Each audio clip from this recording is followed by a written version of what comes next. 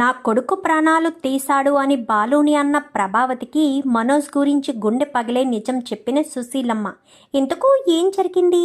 అసలు నా కొడుకు ప్రాణాలు తీశాడు అన్న విషయం ప్రభావతి చెప్పేయడమేంటి? ఇప్పుడు వరకు ఆ టాపిక్ అసలు తీసుకురాలేదు కదా. మరి ఇప్పుడు బయటకు తీసుకొస్తే మరి సుశీలమ్మ నిజాన్ని బయట పెడితే ప్రభావతి ఎలా రియాక్ట్ అయింది? ఇదంతా కూడా వీడియోలో చూసి తెలుసుకునేద్దాం. గుండె నిండా గుడిగంటలు అప్కమింగ్ ఎపిసోడ్స్లో ఏం జరగబోతుందో ముందుగా తెలుసుకోవాలి అనుకుంటే వీడియోని లైక్ చేసి ఛానల్ని సబ్స్క్రైబ్ చేసుకోండి. మొత్తం మీరు చూసుకున్నట్లయితే ప్రభావతి ఇంకా అందరూ ఎవరికి వాళ్ళు సుశీలమ్మకి మేం మంచి గిఫ్ట్ ఇవ్వాలంటే మేం మంచి గిఫ్ట్ ఇవ్వాలి అని అనుకుంటారు. ఎందుకంటే సుశీలమ్మ ఎంత విలువైన గిఫ్ట్ తిరిగిస్తుందో, ఎవరు గెలిస్తే వాళ్ళకి ప్రతిసారి కూడా ఇలా ఏదో ఒకటి ఇచ్చి సర్ప్రైజ్ చేయడం సుశీలమ్మకు అలవాటు. సో ఇప్పుడు ఏదైనా విలువైన వస్తువు ఇస్తుందేమో, ఎందుకు మిస్ చేసుకోవాలి అని ఎవరికి వాళ్ళు అనుకుంటూనే ఉంటారు.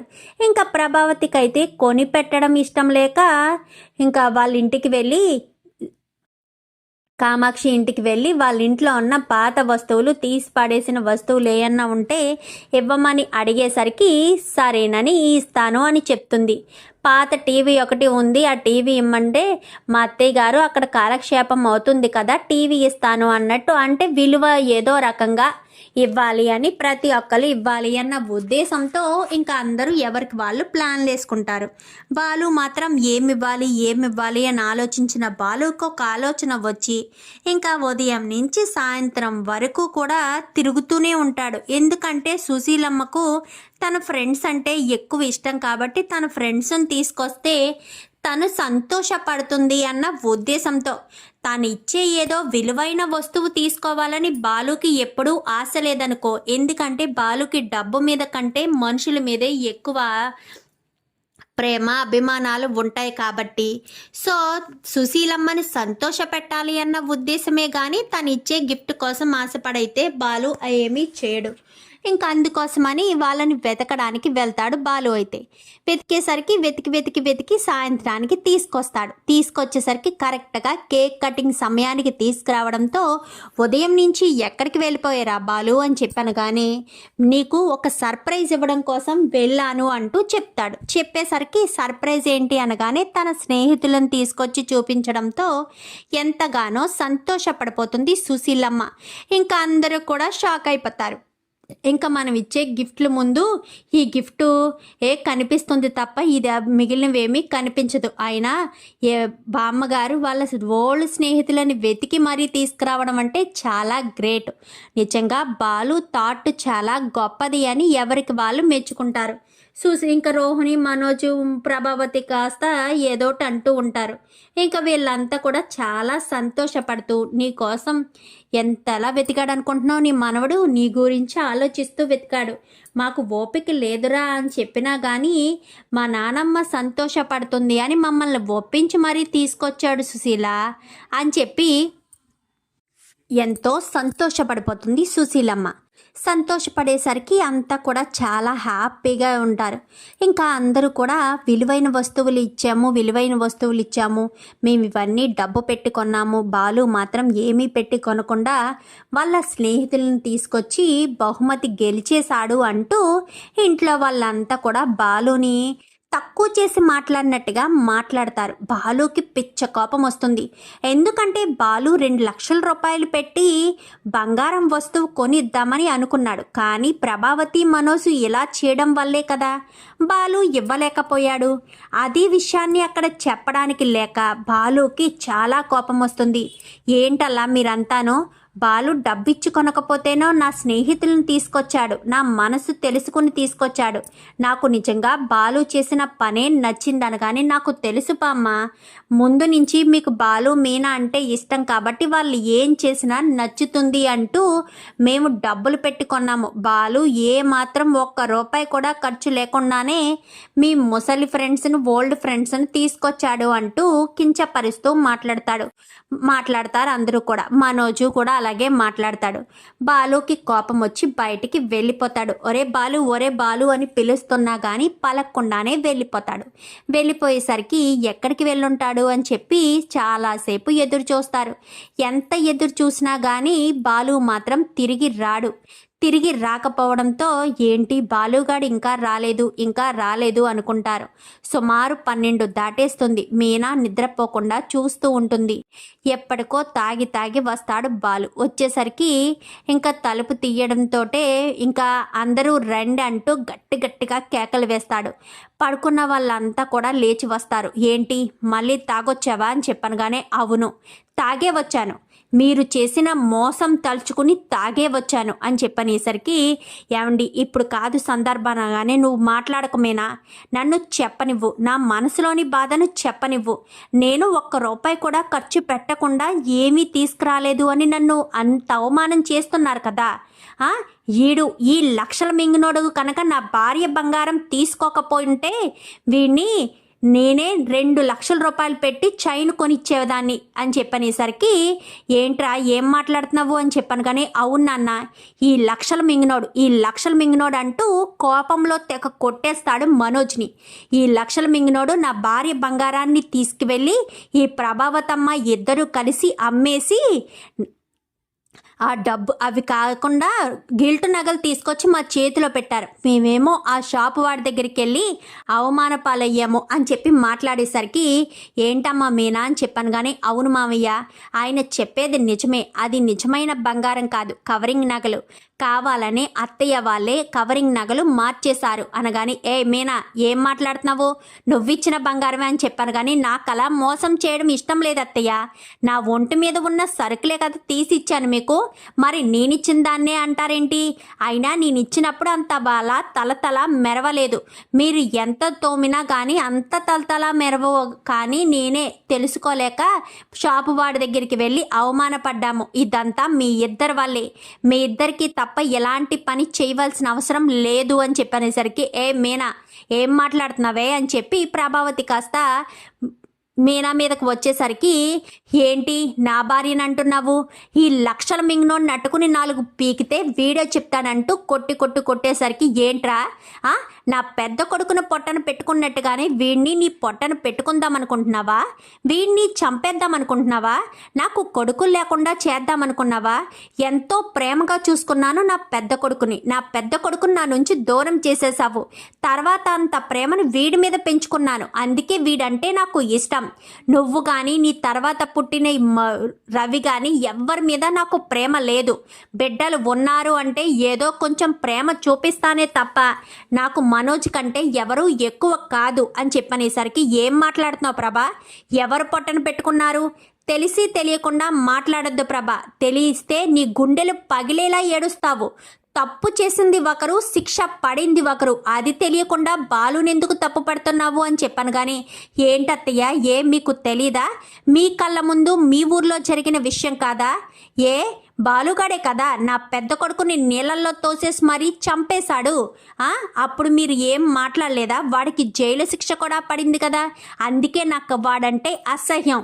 వాడు నన్ను అమ్మ అని పిలిచినా నాకు నచ్చదు, వాడిని ఇంట్లో పెట్టుకోవాలన్నా నాకు నచ్చదు, వాడి భార్య కాబట్టి ఆ మీనన్నా నాకు నచ్చదు. అర్థమవుతుందా? వీడంటేనే నాకు చిరాకు, వీడిని నేను కొడుకులా కూడా అనుకోలేదు.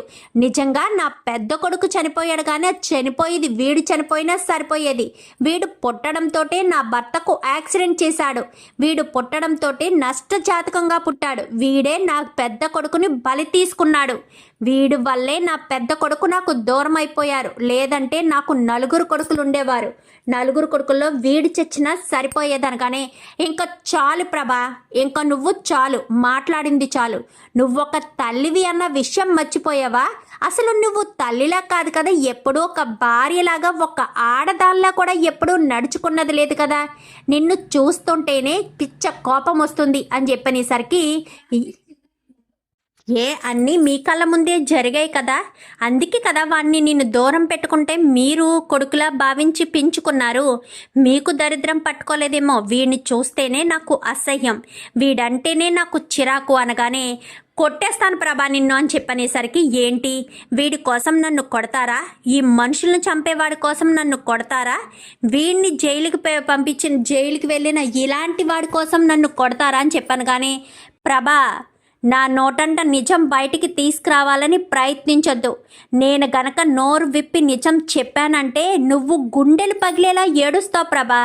తప్పు చేసింది ఒకరు, శిక్ష అనుభవించింది ఒకరు అని చెప్తున్నాను కదా అనగానే, అవును నిజమే, తప్పు చేసింది వాడు, శిక్ష అనుభవించింది నేను అని చెప్పనేసరికి, రే సత్యం, నా వల్ల కాదురా, ఇంకా నేను ఈ నిజాన్ని చెప్పకుండా ఉండలేరు అనగానే, శీలా డార్లింగ్ వద్దు చెప్పొద్దు డార్లింగ్, చెప్పొద్దు అని చెప్పాను. కానీ నువ్వు ఉండరా బాలు, మీ అమ్మ నిన్నంతలా నోటుకొచ్చినట్టల్లా మాట్లాడుతుంటే నేను చూస్తూ ఊరుకోవాలా? నువ్వు నా బిడ్డ లాంటి వాడివిరా, నువ్వు తప్పు చేయకుండా శిక్ష నీకు పడుతూ ఉంటే చూస్తూ ఊరుకోవాలా? నీకు చిన్నప్పటి నుంచి తల్లి ప్రేమ దూరం అవడానికి కారణం ఈడే కదరా, ఈ మనోజ్ గాడే కదా తల్లి ప్రేమ దూరం చేశాడు. వీడికి కొంచెమైనా కృతజ్ఞత భావం ఉందా అని చెప్పాను. కానీ వాడేం దూరం చేశాడు అనగాని, ఎందుకంటే నీ పెద్ద కొడుకుని పొట్టను పెట్టుకున్నది వాడే కాబట్టి అని చెప్పనేసరికి, ఏం మాట్లాడుతున్నారు అత్తయ్య, నీళ్ళల్లోకి తోసేసింది బాలు అయితే మనోజ్ని అంటారేంటి అనగానే, నీళ్ళల్లోకి తోసేసింది బాలుగాడు కాదు, మనోజ్ గాడే నీళ్ళల్లోకి తోసేశాడు. బాలు కాపాడడానికి ప్రయత్నించాడు, కానీ వీడు చిన్నవాడిగా ఉండడంతో కాపాడలేని పరిస్థితిలో ఉండి వీడు కాపాడుకోగలిగాడు, కానీ వాడిని కాపాడలేకపోయాడు. అసలు వాడికి ప్రమాదం తలపెట్టిందే మనోజ్. ఆ విషయం నీకు తెలిస్తే ఎప్పటికే తనని అసహించుకుంటున్నావని, మనోజ్ని కూడా దూరం పెడితే అసలు పిల్లలన్న వాళ్ళ మీదే నీకు ప్రేమ లేకుండా పోతుందని బాలుగాడు ఆ రోజు సత్యం దగ్గర మాట తీసుకున్నాడు. అందుకే ఇన్ని రోజులు నువ్వు బాలుగాడిని ఎంతలా అవమానిస్తున్నా, ఎంతలా హేళన చేస్తున్నా, నష్టజాతకుడు, దరిద్రుడు అంటూ ఎన్ని మాటలు అంటున్నా కానీ నోరు మూసుకుని ఊరుకున్నాడు. బాలుగాడు చెప్పొద్దన్నాడు కాబట్టి ఇంకా నువ్వు వాడి మీద కక్ష పెంచుకుంటూ వాడిని తప్పు పడుతూ ఉంటే చూస్తూ ఊరుకోలేని ప్రభా అని చెప్పి మాట్లాడేసరికి, అచ్చి బాబోయ్ చెప్పేసిందేంటి అని చెప్పి కంగారు పడిపోతూ ఉంటాడు.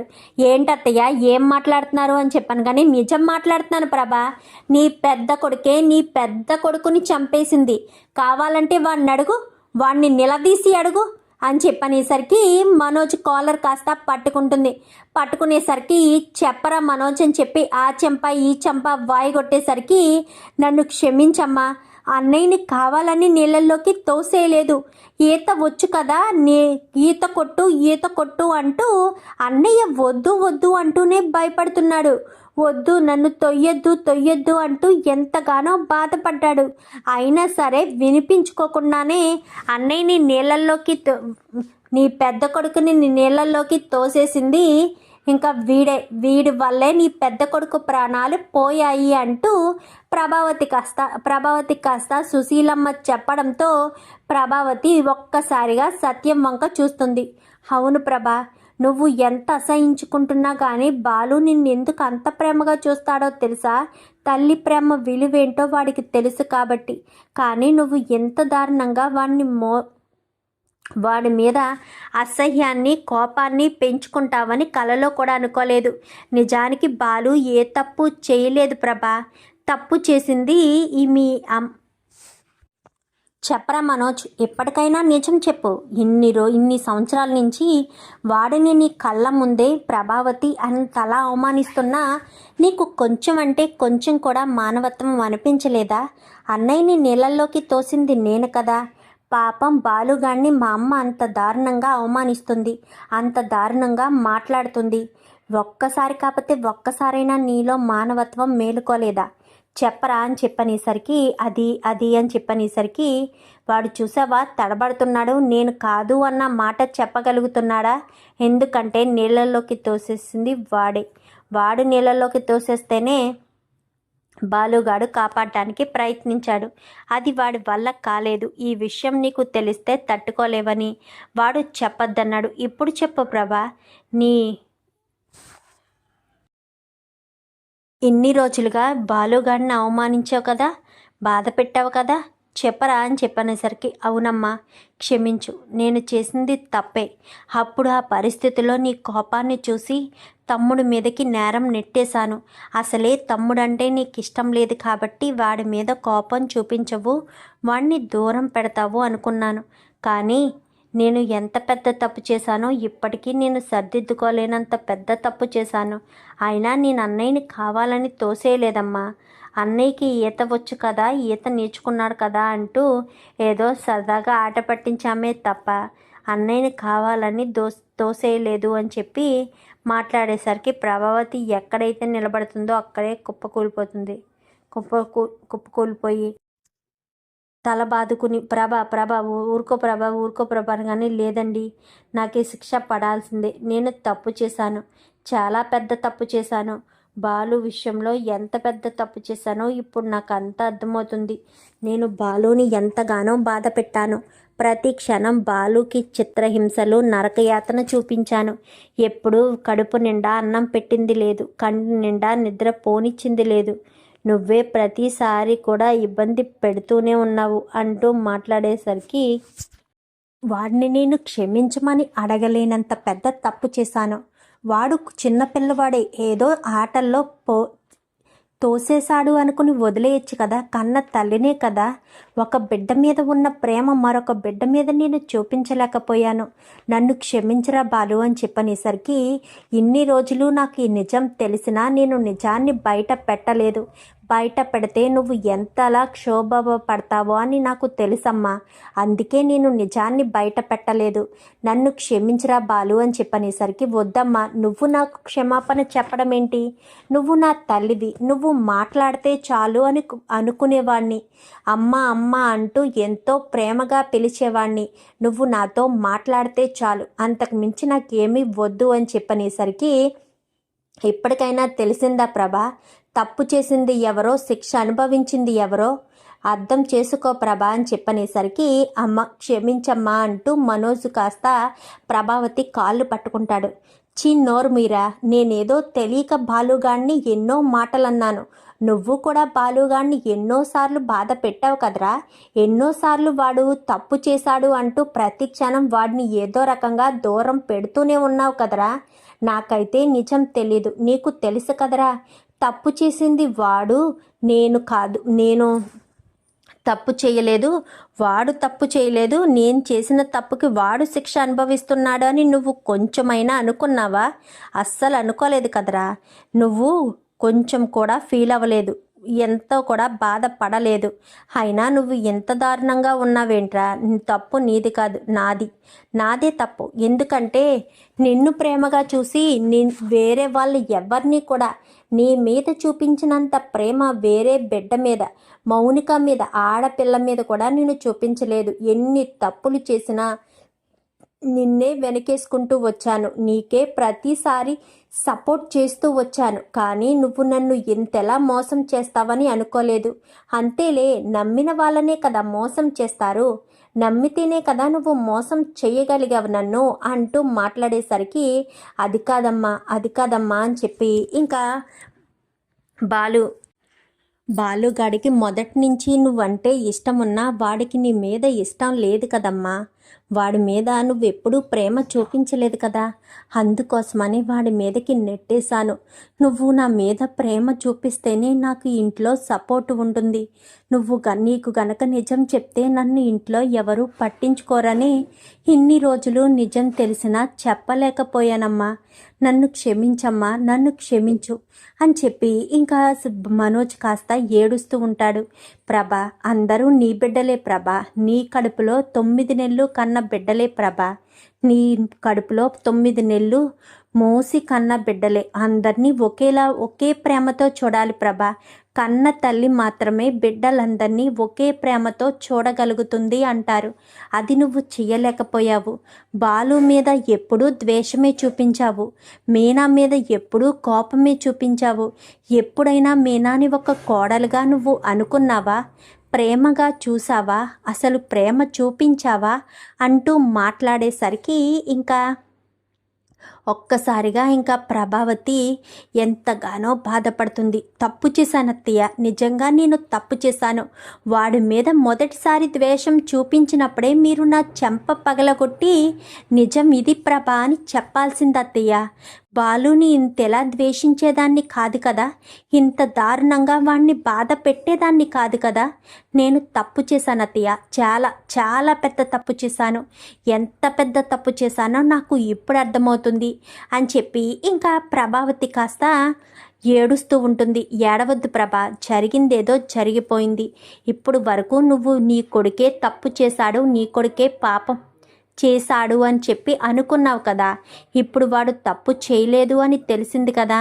ఇక మీదటైనా ఇన్ని సంవత్సరాలుగా వాడి మీద దూరం పెట్టిన ప్రేమ, వాడికి దక్కని కన్న ప్రేమను ఇప్పుడైనా దక్కేటట్టు చెయ్యి ప్రభా అని చెప్పి ఇంకా ప్రభావతికి కాస్త సుశీలమ్మ చెప్పేసరికి బాలు అంటూ బాలుని గుండెలకి హత్తుకుంటుంది. నన్ను క్షమిస్తావా బాలు, ఈ తల్లిని క్షమించగలవా అనగానే, నువ్వు నాకు జన్మనిచ్చావమ్మా, నీ దగ్గర పొందలేని ప్రేమ ఎంతో ఉంది. నా తల్లి నాకు ఎప్పుడూ గోరుముద్దలు పెట్టలేదు, నాకు బాగోలేనప్పుడు ఒడిలో పడుకోబెట్టుకోలేదు, నాకు సంతోషం కలిగినప్పుడు నా తల్లితో నేను ఎప్పుడూ పంచుకోలేదు. ప్రతి క్షణం నన్నొక బానిసలాగే చూసిందే తప్ప నా తల్లి ఎప్పుడూ నన్ను సంతోషంగా చూడలేదు, కన్న బిడ్డలా ప్రేమను పంచలేదు అంటూ ఎంతగానో వేదన చెందుతూ ఉంటాడు బాలు. అయితే బాలు అంటూ ఇంకా దగ్గరికి తీసుకుని ఎంతగానో, నిన్ను బాధ పెట్టినందుకు నేను ఎంతగానో బాధపడుతున్నాను రా. ఇక మీదట నీకు బాధ ఉండదు. ఈ తల్లి ప్రేమ నీకు దక్కుతుంది. ఈ తల్లి నిన్ను ప్రేమగా చూసుకుంటుంది. ఇంకా నీకు ఎప్పటికీ నీ తల్లి ప్రేమ నీకు దక్కలేదని బాధపడాల్సిన పని లేదు అంటూ మాట్లాడేసరికి ఇంకా ఎంత సంతోషపడిపోతాడంటే బాలుకి చాలా ఇంకా ఆ రోజు నుంచి కూడా ప్రభావతి అందరి బిడ్డల్ని ఒకేలా చూస్తుంది. ప్రతిరోజు కూడా బిడ్డలకి ఎంతో ప్రేమను పంచుతుంది. అప్పటి వరకు తను చూడలేని ప్రభావతిని సత్యం సుశీలమ్మ చూసేసేసరికి ఈ నిజం చెప్తేనే కానీ ప్రభావతిలో మార్పు రాలేదురా సత్యం. ఇప్పుడు చెప్తున్నారా? ఇంకా అలా చూసి సుశీలమ్మ, ఇంకా నేను వెళ్ళొస్తాను, బాలుకి నా అవసరం ఉండకపోవచ్చు, ఎన్ని రకాలుగా అయినా సరే బాలుని ప్రేమగా చూసుకుంటుందని నాకు నమ్మకం వచ్చిందిరా. నిజంగా ప్రభావతిలో ఎంత మార్పు వస్తుందని నేను అనుకోలేదు. నేను చచ్చేలోపు బాలుని ప్రభావతి ప్రేమగా చూసుకుంటుందా లేదా అన్న ఆలోచన నాకు చాలాసార్లు వచ్చింది. ఎందుకంటే ఎప్పుడూ వాడు తల్లి ప్రేమను నోచుకున్నది లేదు. పుట్టడంతోటే తల్లి ప్రేమను దూరం చేసుకున్నాడు. ఆ తర్వాత మనోజ్ చేసిన తప్పు బాలు మీద పడడంతో అప్పుడు తల్లి ప్రేమ దూరమైంది. వాడు అన్ని సంవత్సరాలు జైలు శిక్ష అనుభవించి ఇంకా బయట నుంచి ఆ ఇంట్లోకి వెళ్ళినా ఆ ఇంట్లో ఒక బానిసలాగా వాడిని వాడి భార్యని కూడా ఎవరో పరాయి వ్యక్తుల్ని చూసినట్టుగానే ఇంకా సుశీలమ్మ బాలుని ప్రభావతిని చూసి ఎంతగానో సంబరపడిపోతుంది. ఇంకా సుశీలమ్మ, సత్యం, ఇటు బాలు, మీనా అంతా కూడా చాలా సంతోషపడిపోతారు. కానీ ఈ బాలుని ఇంత ప్రేమగా చూడడం చూసిన మనోజ్, రోహిణి మాత్రం తట్టుకోలేకపోతారు. ఎందుకంటే ప్రతి విషయంలో బాలుని కంట్రోల్ చేసేది ప్రభావతి, వీళ్ళు మాత్రమే కదా. సో ప్రభావతే బాలుకి ఇంత సపోర్ట్ చేసి అని చెప్పి ఇంకా మనోజ్, రోహిణి ఇద్దరు కూడా అనుకుంటారు.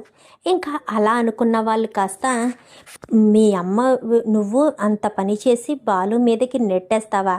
స్వార్థపరుడు అని తెలుసు కానీ ఎంత స్వార్థపరుడు అని అస్సలు అనుకోలేదు. అసలు నువ్వు అంత పెద్ద తప్పు చేసావనే కొంచెం కాకపోతే కొంచెమైనా బాధ ఉందా?